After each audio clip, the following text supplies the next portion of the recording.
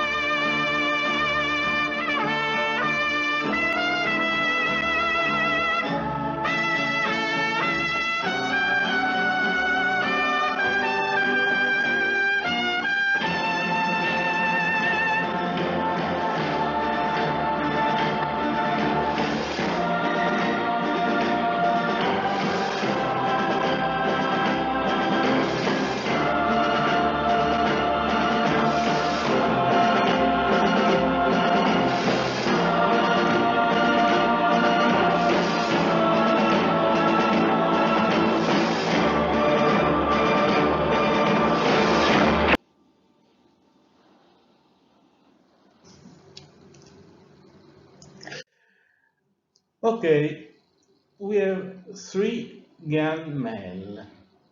Call them A, B, and C like the three corners of a triangle.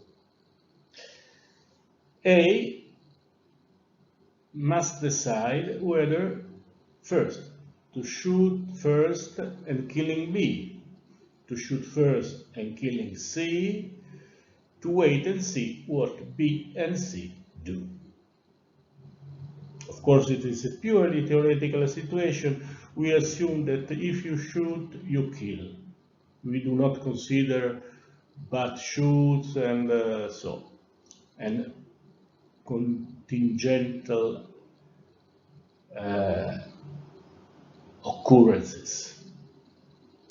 So the same situation for each one of the three corners.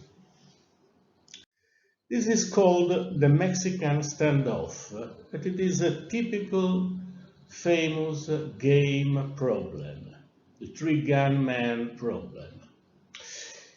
In fact, if A shoots first B, he kills B, but in the while C has time enough to kill him. So C survives and A, B die, and so on. In other words, in this game, who fires first loses, unavoidably. He has 100% odds to be killed because he can kill only one of the two other gunmen and he will be killed by the survivor. This is the table in which you can check different possibilities and results. There is only one possibility to increase odds to survive till 50%, and it is to fire second, provided that he who fires first doesn't target you. The second shooter bets that the gunman who fires first will not target him, otherwise he will be the first to be killed. And immediately after the first shooter kills the other gunman, he kills the first shooter. But all the three of them could reach these conclusions. And if they make the same considerations, they unavoidably enter into a loop. No one fires first, and the duel can never start. They remain paralyzed, looking at each other forever. So, only applying logic, one cannot get out of the Mexican standoff. And given that the gunmen have to decide what action perform, to decide the course of action, they must resort to some other ability, which is not logic.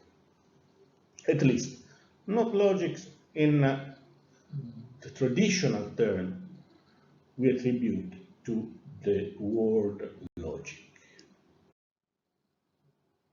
What is the ability they should resort to solving their problem? The word problem origins from an old Greek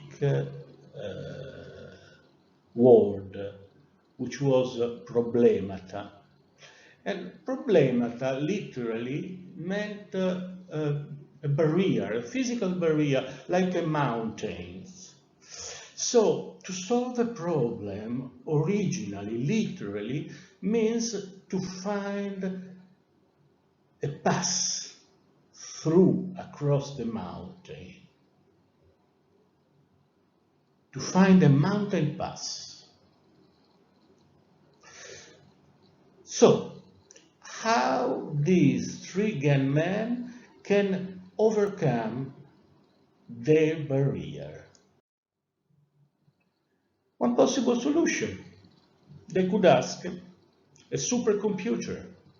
You can imagine that they have an iPhone 20 or 30 or 40 in the far future, not so far maybe, and they are connected to a supercomputer, to artificial intelligence. They can calculate different patterns, evaluate, predict future evolution of current patterns, and provide precise indication to act.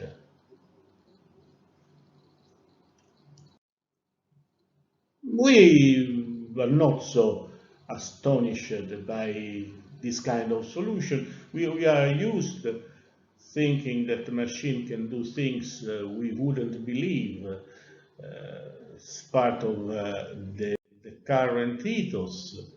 That is, the myth of artificial intelligence is one of the foundational myths of our society. It is basically the idea that humans, assisted by machines, can do everything. They can overcome all barriers sooner or later.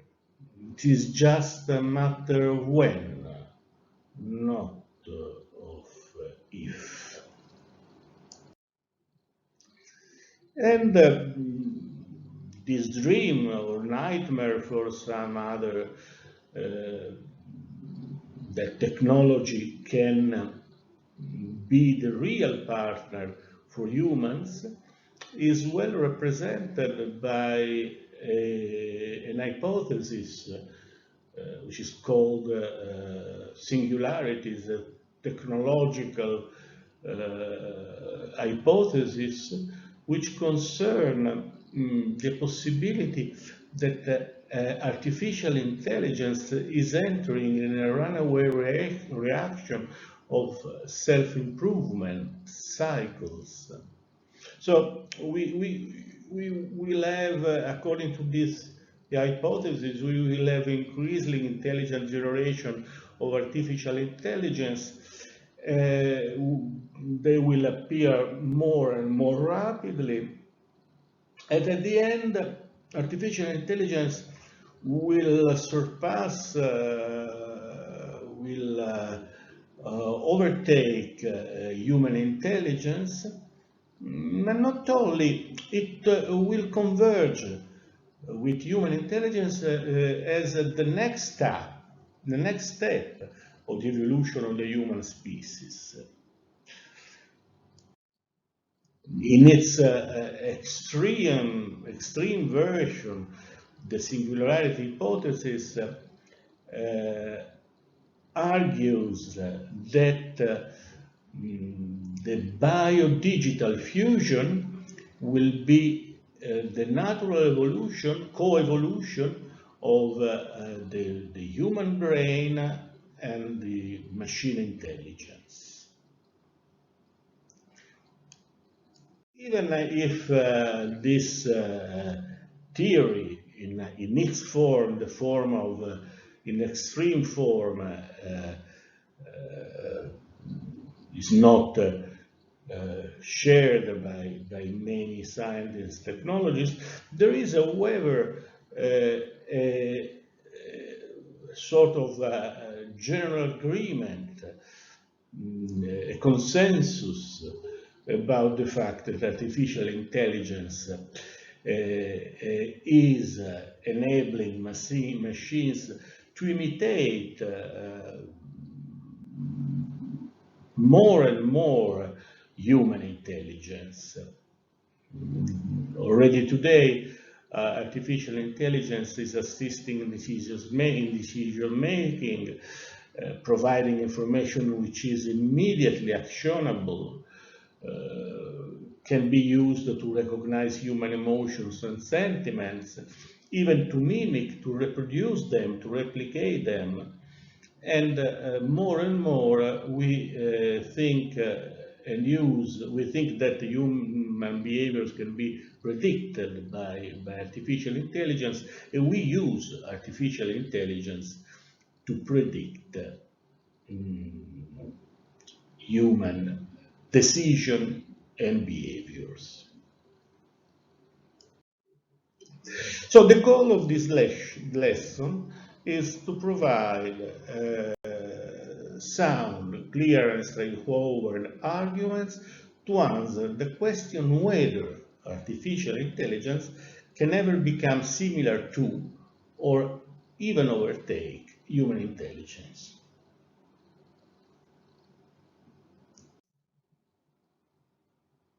And this is extremely relevant to biometrics as well, because if artificial intelligence becomes similar to human intelligence, it means that next generation biometrics will be closer and closer to human recognition. We will achieve the dream, or again the nightmare, it depends from the point of view, of creating an automated recognition which will be qualitatively similar to human recognition, say rich of qualitative information about the subject and simultaneously provided with an astonishing capacity for storage and memory. In other words, we could create a recognition system which has the richness, the nuances of human recognition and the power of machine recognition. We will start our exploration of this subject with a tale, a story, a story, a story which is almost a tale. It is the story of the counterfeiters of Sorrento. The story is trivial per se. On May 16, 2017 and 17, the Italian police took down a ring of money counterfeiters in Sorrento, near to Naples. This is not so that remarkable event. Unfortunately, counterfeiters are not rare in the Neapolitan area, and it is for historical reason as well. In the 19th century, Naples was an important hub for small, very sophisticated publishing houses, skilled in offset printing, lithography, specialized in art books and limited artist editions. As the business became increasingly controlled by major international publishers, Naples' artisan industry died. Many skilled printers found themselves unemployed and reinvented themselves in the counterfeit market. They gave birth to true families of counterfeiters, handing down the knowledge for perfect artistic counterfeiting from father to son. So the ring we are speaking of was a small ring, was not a big criminal gang. It was a small ring made up of a bunch of teenagers and a few senior skilled counterfeiters. They recreated very well done, perfectly artistic done, replicated 10 euros notes, so small bills. Then in small groups made up of one adult and some youngsters, they went to the most frequent streets in the Neapolitan coast. And the group pretended to be a class trip. This is a strange and odd pantomime. The adult simulated to be the teacher, the youngster, the students. So the fake teacher gave to the fake students some counterfeit banknotes. They went to exchange currency machines and changing the banknotes. And in such a way, they succeeded in changing 1,000, 2,000 euro per day, which is not a big amount of money, also because they should be shared among different participants, many participants, so it was real a minor business. Well, they were all arrested with the obvious charge of forgery of money. And what is the news? What is the novelty? They could not be prosecuted. Could you guess why? For this reason. Specimen. Each note bore a visible printed caption specimen, and the counterfeit banknotes were printed carefully respecting Italian legal rules concerning banknotes reproduction. So, legally speaking, those people were not counterfeiters. Their defense was, it was not our fault if machines are stupid. And the court accepted this defense.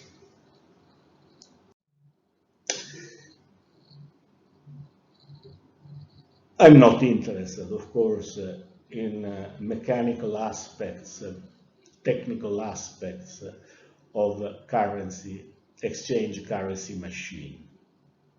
I'm sure that fix the bug is not so difficult, but I couldn't care less. Instead, there is a lesson, a general lesson to be learned in this story, which concerns machine intelligence.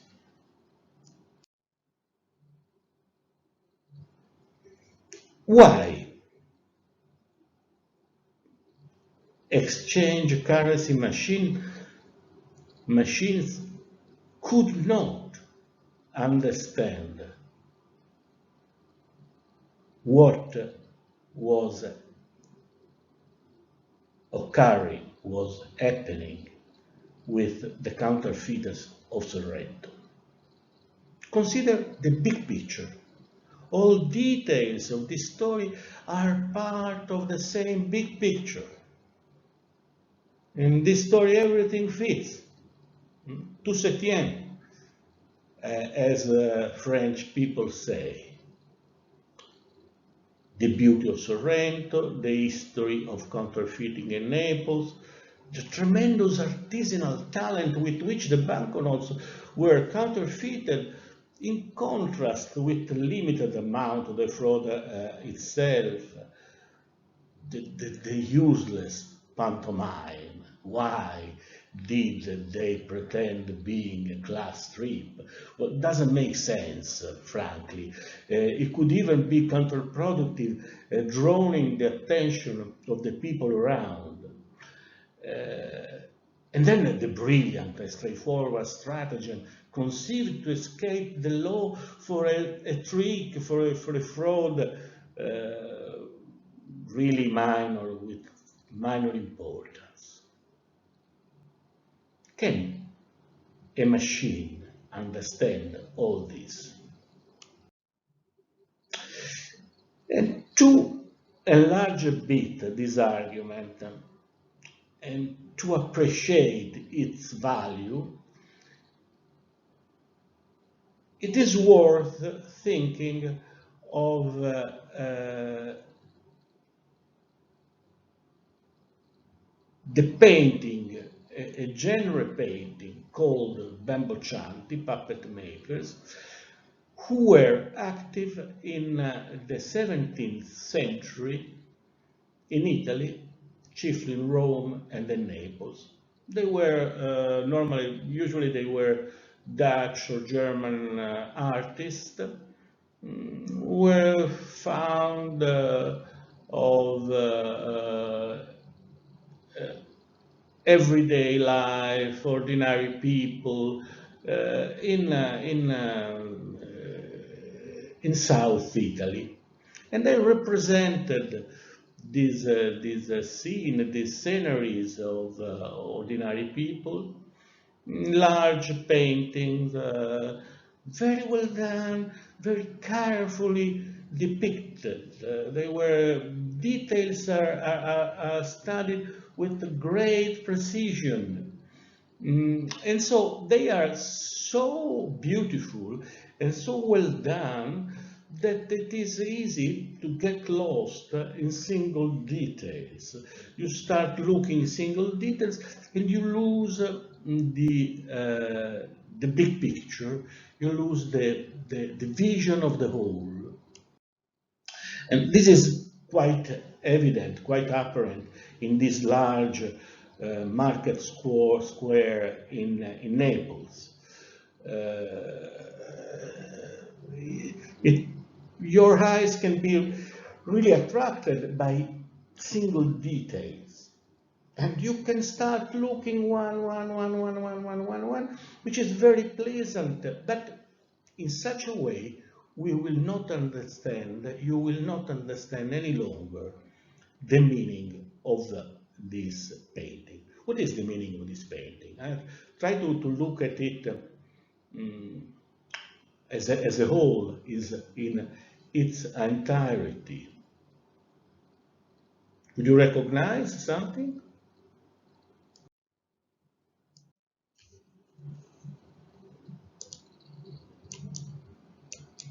Hmm? It's a scenery, it's a stage. The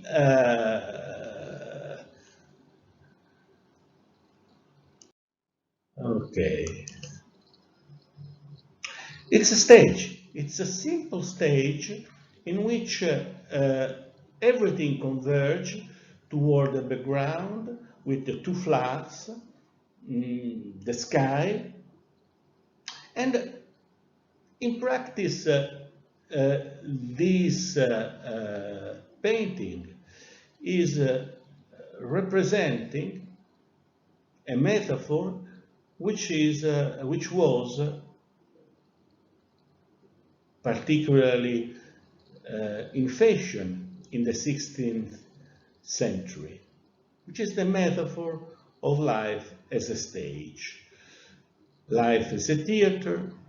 We all play our character, and our stories are stories told on a stage. There is a public. We are the public of ourselves, and then there is an art director, maybe God, the sky over us, the destiny, the immense universe. Anyway, we are little figurines, little characters playing on the stage. This is the sense, the meaning of the painting I showed you. But you can appreciate this meaning only if you look at it at its entirety. The metaphor of life as a theater, life as a stage,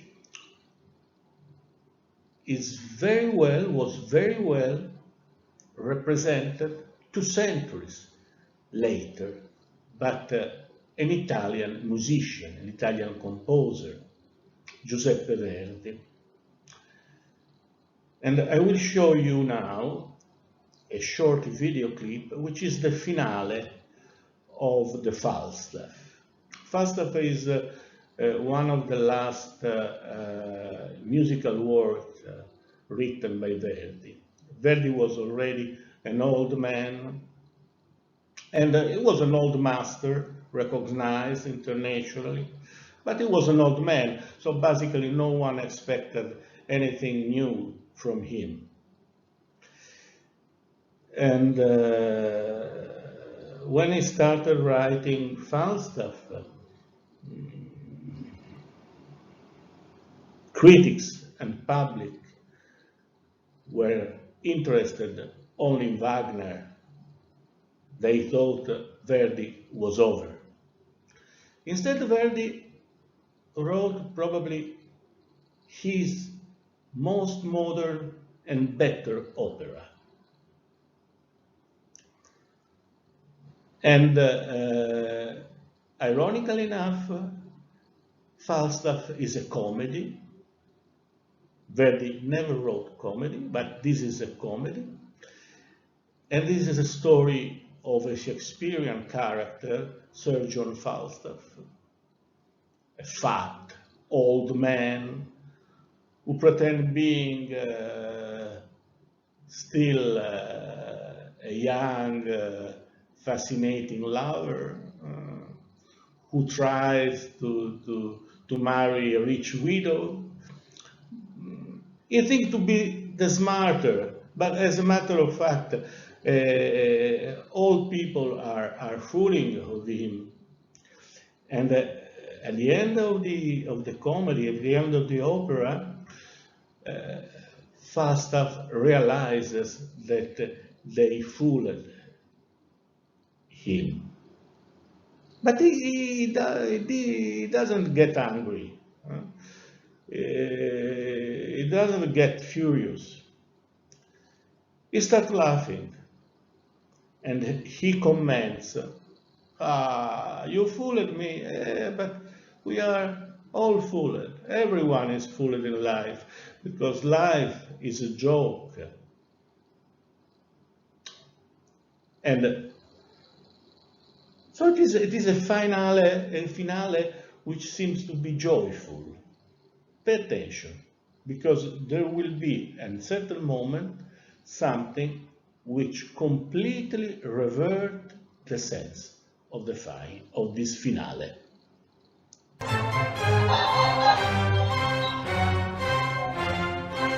Falstaff is this fat man.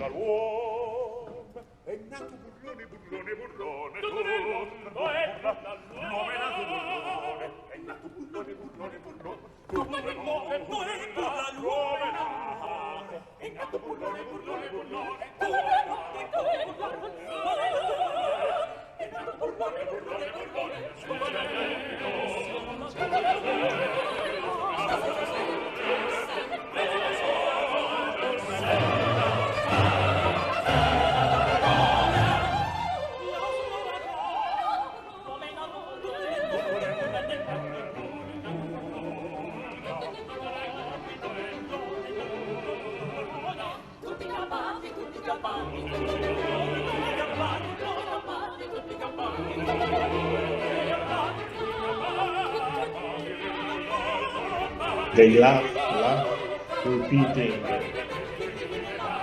"Everyone is fooled."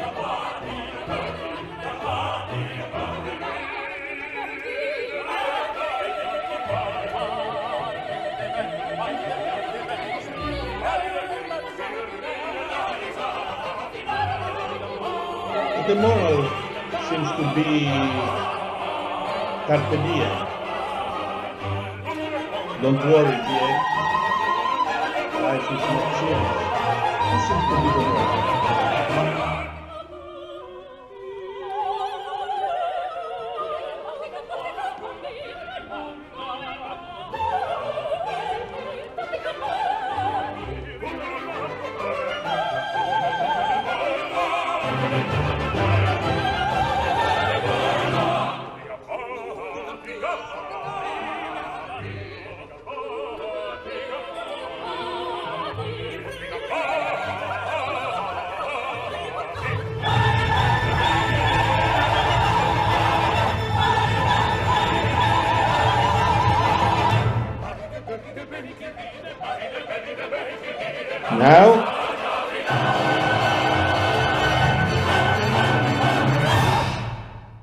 Now,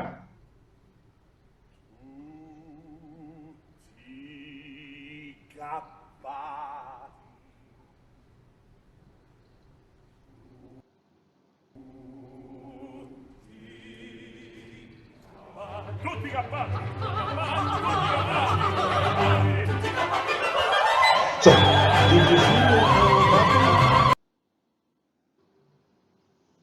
Suddenly,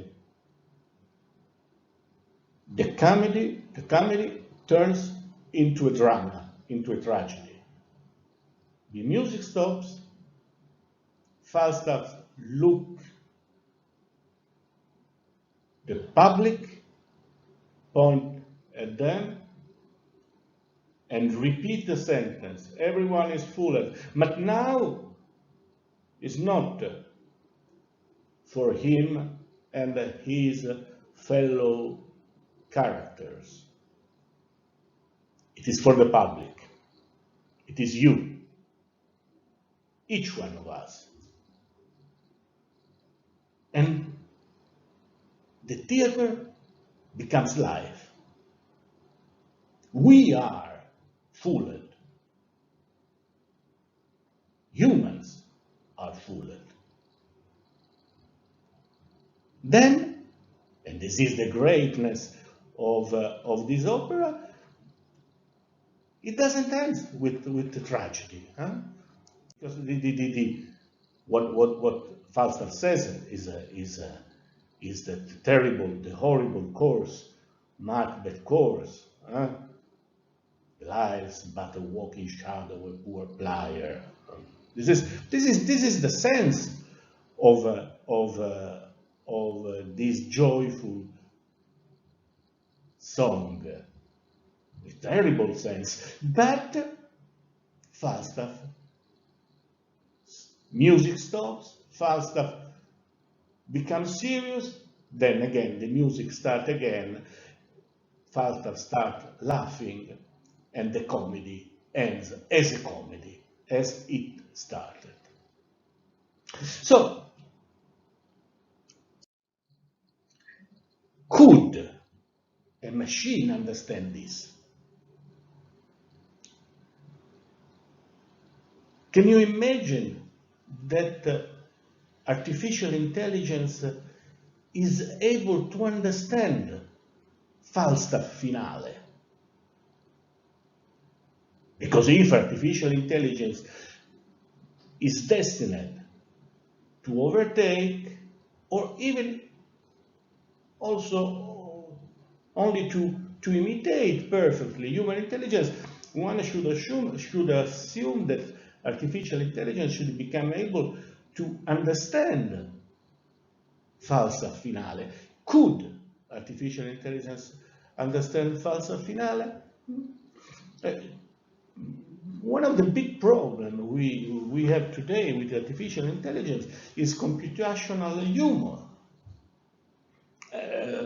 Most many interaction human machine are today through natural language, and this will be more and more, and natural language processing is enforced by artificial intelligence.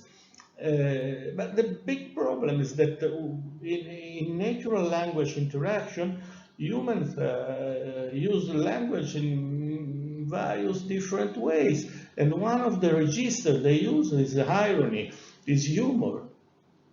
Could you teach machines humor? Oh, you can teach machines to invent jokes. This is what scientists who studies computational humor do. Usually these jokes are completely don't make anyone laughing, but this is not a big problem. Usually jokes do not make laughing, even when they are told by humans. But the problem is that machines cannot understand jokes. If you show a machine, Laurel and Hardy, and then show this,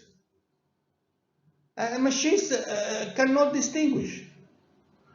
Artificial intelligence, try to teach artificial intelligence what is comic and what is dramatic. It will not be possible. So we have a serious things that artificial intelligence can hardly understand. They cannot understand the painting, a Bamboccianti painting. They cannot understand the Falstaff finale. They cannot understand the Trigan man problem. They cannot understand Lorimer and Hardy. They cannot understand the counterfeiters of Sorrento and their irony. Is there anything in common? Can we trace a fil rouge among all these different, very different things? Yes.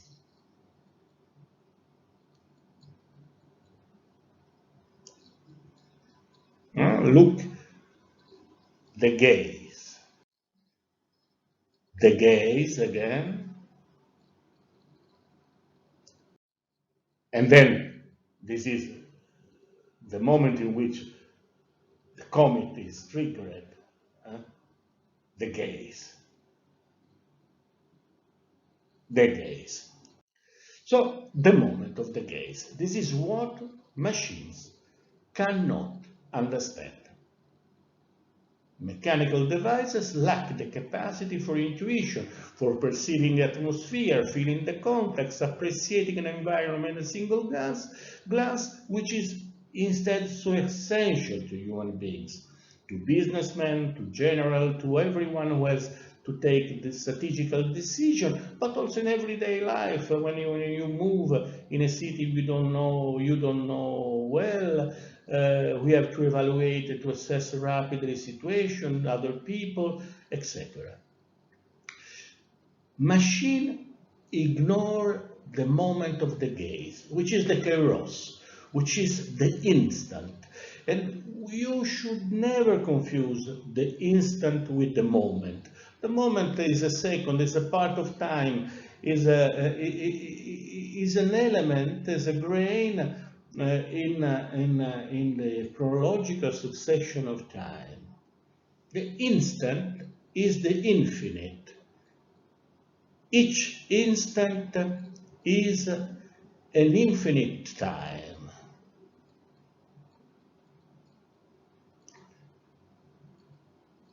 A great Argentinian writer, intellectual, poet, Jorge Luis Borges, wrote that each instant is loaded like a weapon, ready to fire. And why machines cannot understand the instant?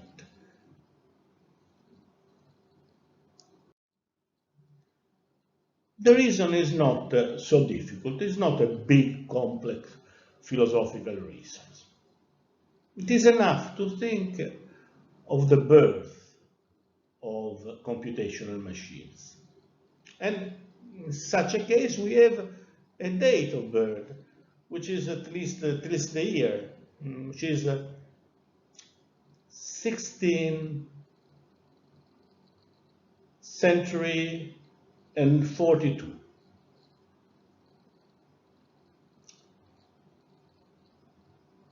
Blaise Pascal, who then later became a great philosopher and scientist, was a young man, was 19 years old. His father had been just appointed tax collector for the Upper Normandy, and he was, so to speak, enrolled by his father to help him, to assist him to calculate and recalculate taxes, which was a very tedious and boring task, in particular for a young man.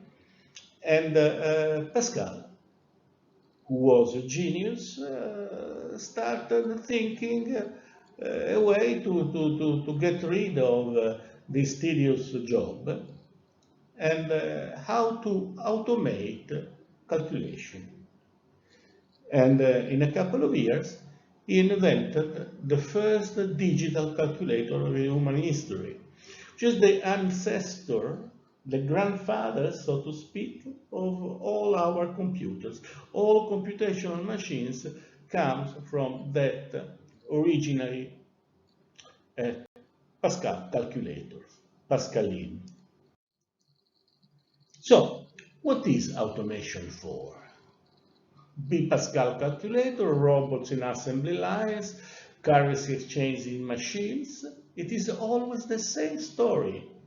The more a task is boring and rewarding, the more we try to dump its burden on machines.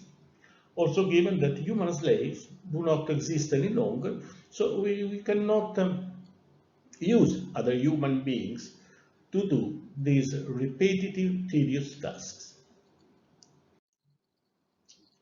So computational machines are not expected to understand the moment of the gaze, the instant, because they were not created to capture the instant. Rather, on the opposite, they were created to perform repetitive activities, say the very opposite of the kairos. And this is not by chance that the very Pascal proposed later in his life a famous distinction between esprit de géométrie and esprit de finesse. The esprit de géométrie, spiritual geometry, is the analytic mind which always distinguishes and dissects reality into its elementary components. It is what engineers use for do their job.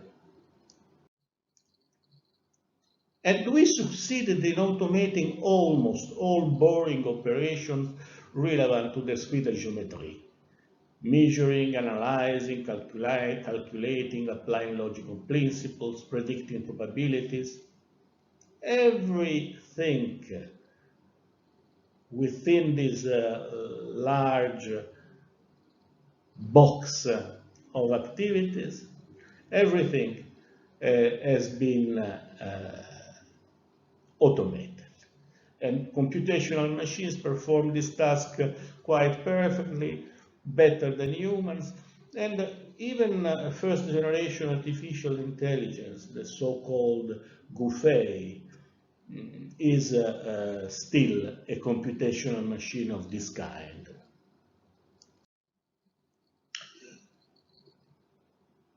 The esprit de finesse, the spirit of intellectual finesse, is something completely different. It is the perception of those things that can't be dichotomized and analyzed, cannot be broken down, like art, music, poesy, mystic, intuition. It is the feeling for the whole, for the sublime, for the terrific. It is the human intuition of the world which goes beyond rational logic.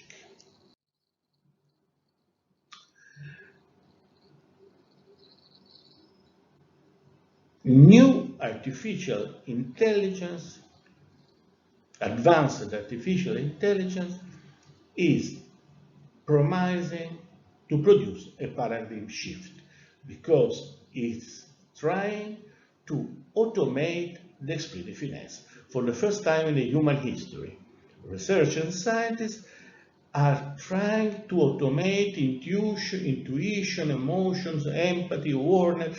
So all these human activities of the human spirit, we have always thought to be peculiar only to humans.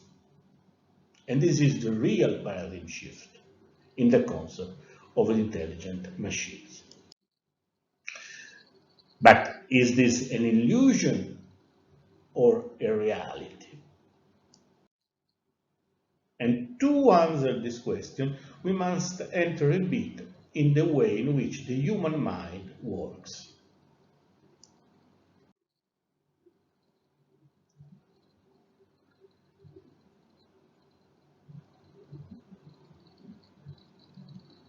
We all perceive simultaneously the world as it were made up of single elements,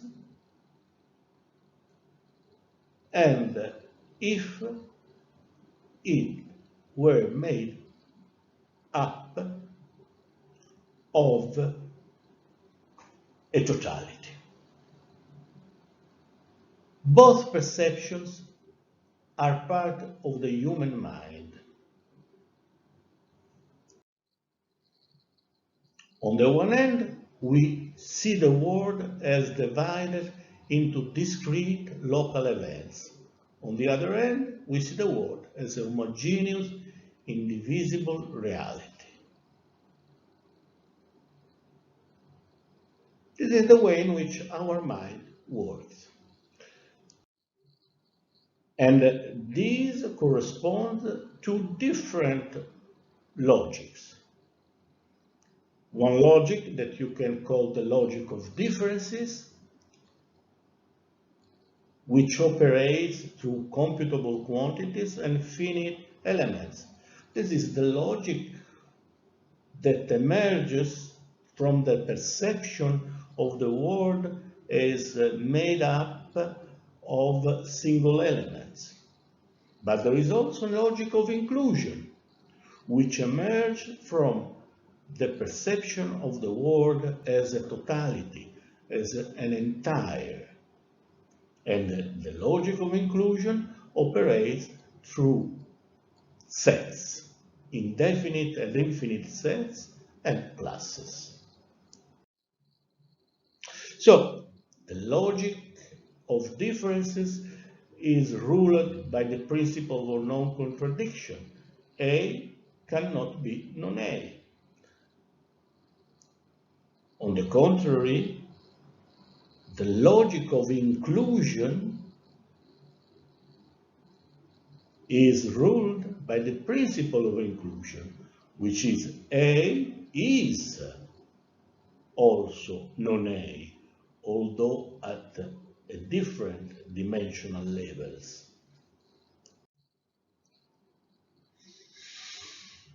Is the world based on differences or it is based on inclusion? Say, in other words, these two different ways in which the human's mind perceives reality corresponds to any truth. What is the truth? What is the truth? Is the world a totality or is the world made up of single elements? Both.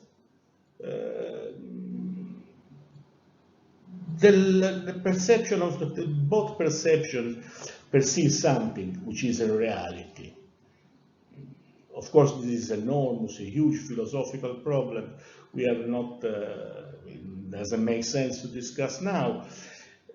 But it is important to consider that, at least it is important to avoid the mistake of thinking that the rational logic of differences is the true logic of the world, while logic of inclusion is sort of magic thinking which does not correspond to anything in reality. No, it is not as such. In reality, many phenomena can be read and interpreted better with the logic of inclusion rather than the logic of differences. 1 plus 1 doesn't make always 2.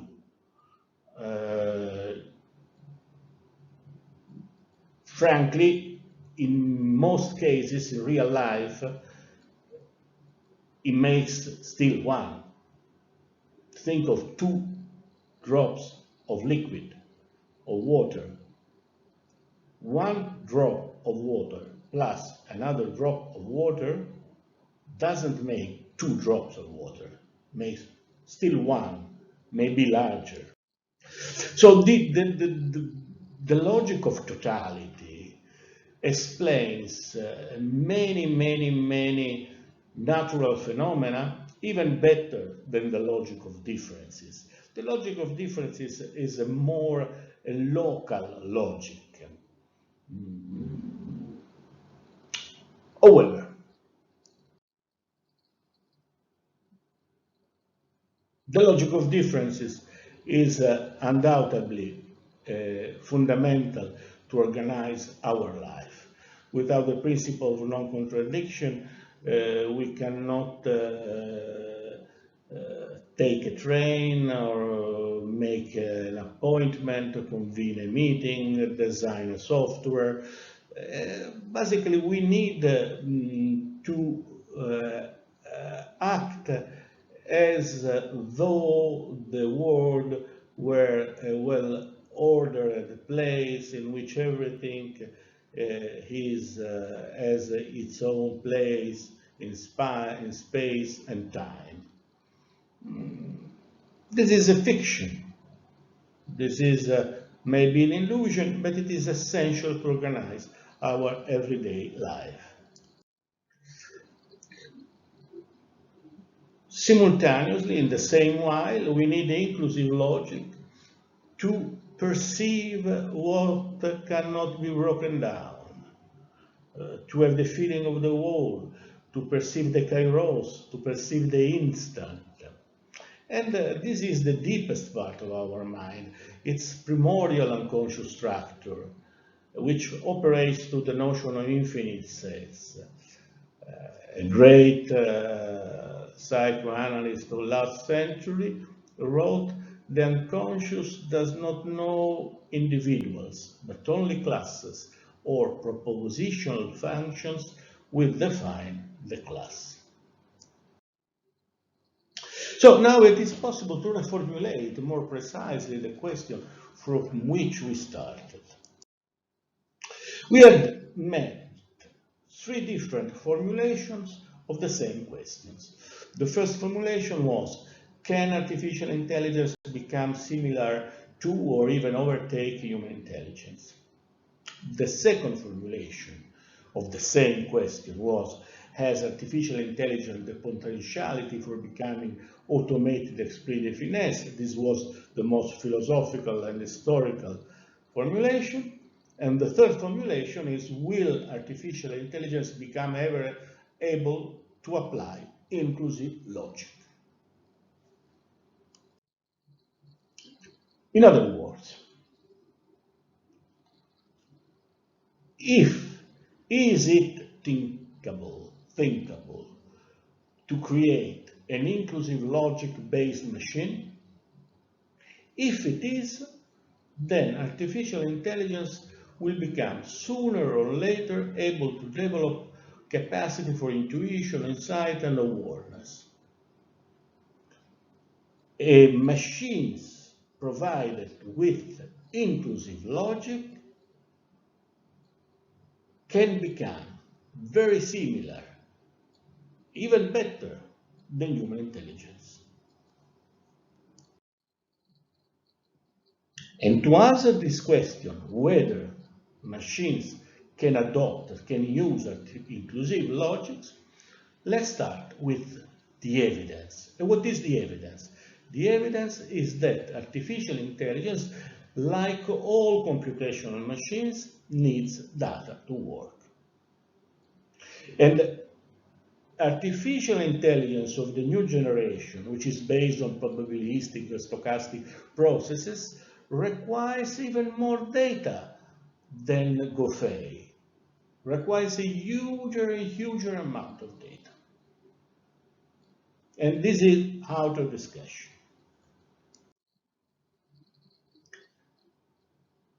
Then the further question is, can inclusive logic be fed with data? In other words, by accumulating countless facts, will machines become able to see the whole? Can a myriad of details even become the whole picture? Still, is there a limit amount of data above which quantity turns into quality? My answer is no. There is an unbridgeable gap between data and totality. And this is the core argument of this lesson. Totality is not a sum. Totality is not an infinite collection of particularities.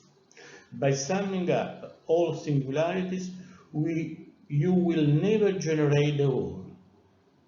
You can sum all details of Bamboccianti paintings, but you can generate the entire painting only by adding details. The same with the story of Counterfeiter of Sorrento. The same with the counterman, the three gunmen dilemma, the Mexican standoff. By adding details, you never reach the full picture.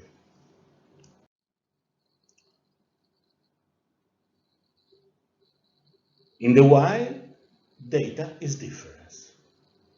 Data is, by definition, an asymmetry, a fracture, a lack of uniformity, a difference within the whole. This is the famous definition provided by Luciano Floridi in his general definition of information, which is the golden standard in informational theory today. Data is a variation, is a delta. If reality were homogeneous, there would be no data. Data emerges as a variation, a difference within reality.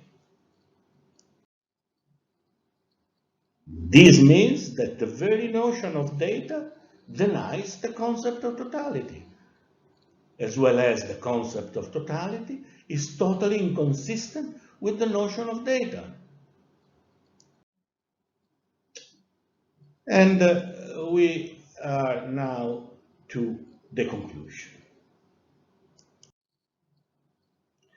And we can answer the initial question.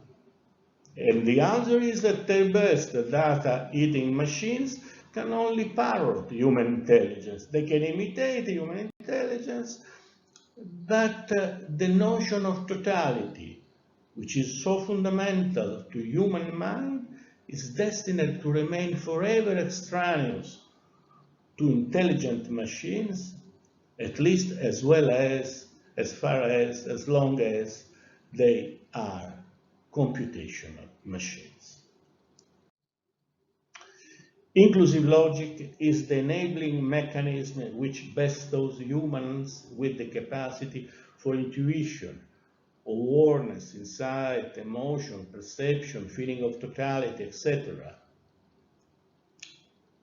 Artificial intelligence, even next generation artificial intelligence, even advanced artificial intelligence, work only through data, even more than old-fashioned artificial intelligence.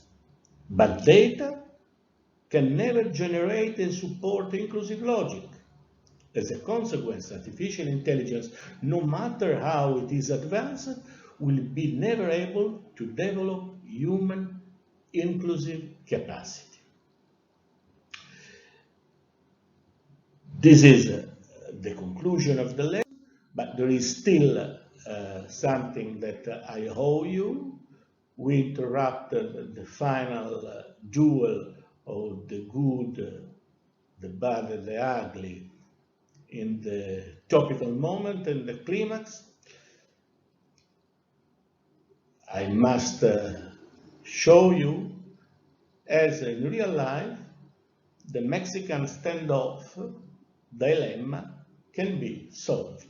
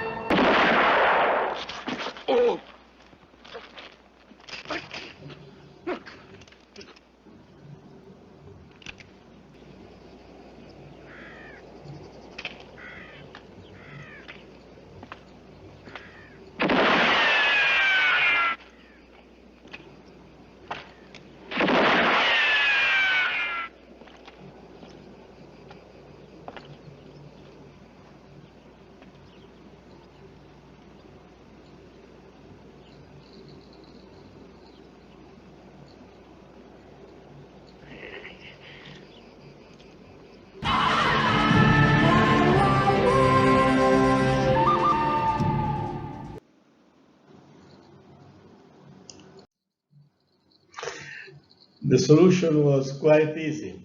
The good Clint Eastwood had previously unloaded the gun of the ugly Eli Wallach. No machine could find such an easy and straightforward solution to the dilemma. Thank you.